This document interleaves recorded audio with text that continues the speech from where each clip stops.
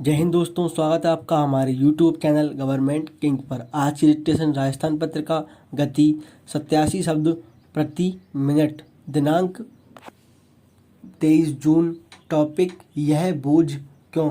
दोस्तों, अगर हम हमारे चैनल पर नहीं है तो हमारे चैनल को सब्सक्राइब जरूर करें, साथ ही साथ बेल आइकन को भी दबा दें ताकि आपको हमारी वीडियो सबसे पहले मिलें। और दोस्तों, अगर वीडियो पसंद है तो वीडियो को लाइक, शेयर एंड कमेंट जरूर करें। चलिए दोस्तों, मन को कीजिए एकाग्र। डिक्टेशन स्टार्ट होगी 5 सेकंड में। रेडी। आम आदमी के हितों की दुहाई देने वाली हमारी सरकारें संकट के समय सबसे ज़्यादा बोझ आम आदमी पर ही क्यों डालती हैं। पिछले एक पखवाड़े में पेट्रोल डीजल की कीमतों में 8 रुपये प्रति लीटर की बढ़ोतरी कोड़ में खाज से कम नहीं है, वो भी ऐसे समय में जब आम आदमी कोरोना के कहर से करहा रहा है, रोजी रोटी के लिए रोज़ाना संघर्ष से गुजर रहा है। लेकिन सरकार और तेल कंपनियों को इसकी कोई चिंता नहीं। ये पहला मौका नहीं है जब तेल के दाम आसमान छू रहे हैं। लॉकडाउन के दौर में पेट्रोल डीजल की खपत चौथाई रह गई थी, लिहाजा तेल कंपनियां घाटे में चलने लगी थीं। अब मांग बढ़ी तो 7 जून से तेल कंपनियां फिर मुनाफा कमाने लगी हैं।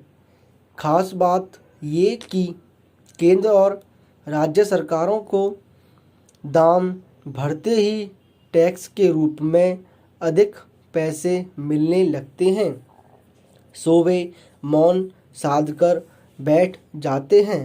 पेट्रोल डीजल की कीमतों में 60% से अधिक कर शामिल होता है। ये सच है कि कोरोना की महामारी के ने सरकार की भी कमर तोड़ दी है।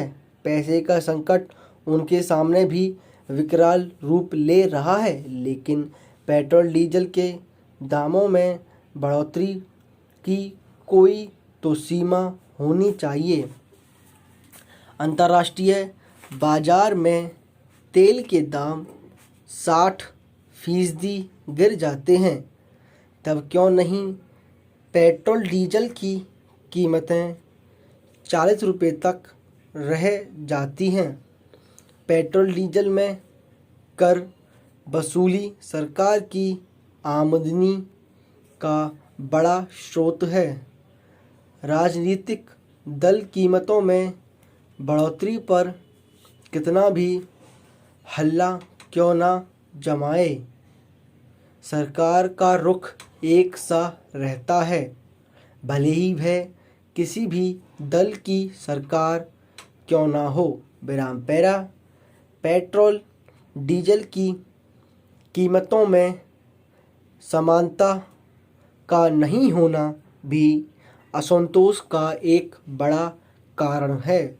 राज्यों के कर में एक रूपता का नहीं होना इस असमानता का बड़ा कारण है। एक राज्य में पेट्रोल अभी 80 रुपये लीटर मिल रहा है तो दूसरे राज्य में 86 रुपये प्रति लीटर।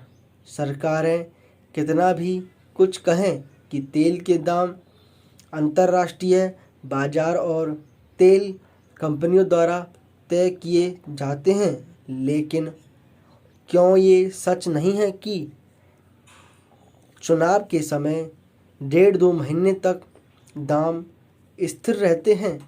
इसका कारण छिपा नहीं है।